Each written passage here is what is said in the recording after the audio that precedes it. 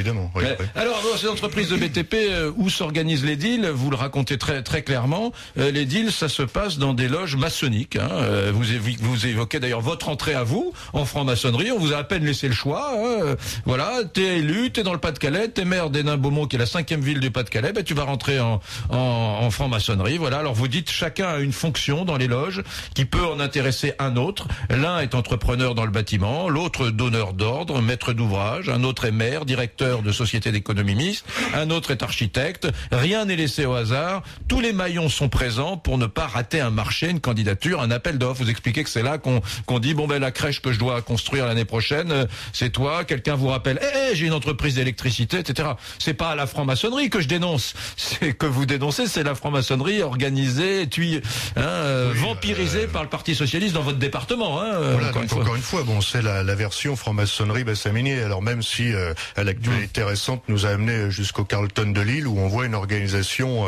là aussi bien huilée. Mais effectivement, on sait l'occasion lors des agapes d'échanger les cartes de visite. Hein, effectivement, les élus, les entreprises, tout le monde. Il y a des deals qui se font là. Il y a des deals qui se font pendant les réunions en franc-maçonnerie. Voilà. Et en dehors des commissions officielles d'appel d'offres, je l'explique très clairement comment les choses peuvent s'organiser. C'est-à-dire qu'on passe en marge, à la marge, à côté des processus officiels, légaux, obligatoires d'appel d'offres. À côté du cadre légal, tout à fait. On s'organise une fois que le receveur et toutes les représentants de la répression des fraudes ne sont plus présents à la réunion. Effectivement, les choses s'organisent de cette façon. Donc en amont, à travers une entente, ou en aval, effectivement, lorsqu'il s'agit de peaufiner un appel d'offres, on demande au directeur des services techniques, au directeur général.